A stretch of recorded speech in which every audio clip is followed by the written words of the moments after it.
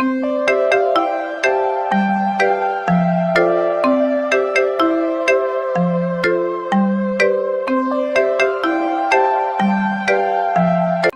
training on conservation biology and global health kicked off in Kathmandu. The training is collaborated by the University of Washington, aimed at nature conservation in Nepal with special focus on wildlife conservation. The 5-day practical training is organized jointly by the University of Washington and Nepal Biodiversity Research Society. This is the 17th event of this series, which was started in 2002. The University of Washington Professor Dr. Randall C and Tribhuvan University Professor Dr. Mukesh Chalise had launched this initiative 17 years back. The special focus of the training is wildlife conservation and human welfare. The event is participated in by 28 young people.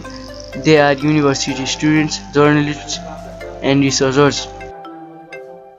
This year, 9 colleges from 3 universities of Nepal are represented through students of biology, environmental science, forestry, agriculture, and journalism.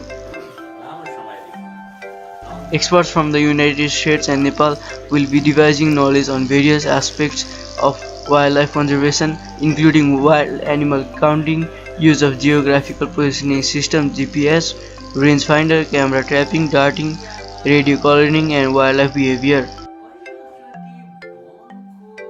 Wildlife situation of the world, CITES, CBD, and other international conventions and treaties, environmental pollution, invasive species, and wildlife-related practices will also be covered during this training. National parks, wildlife conservation, Importance of wild animal and impacts of natural resources on human livelihood will also be focused during the learning sessions. Class lecture plus field study method is employed for more practical knowledge.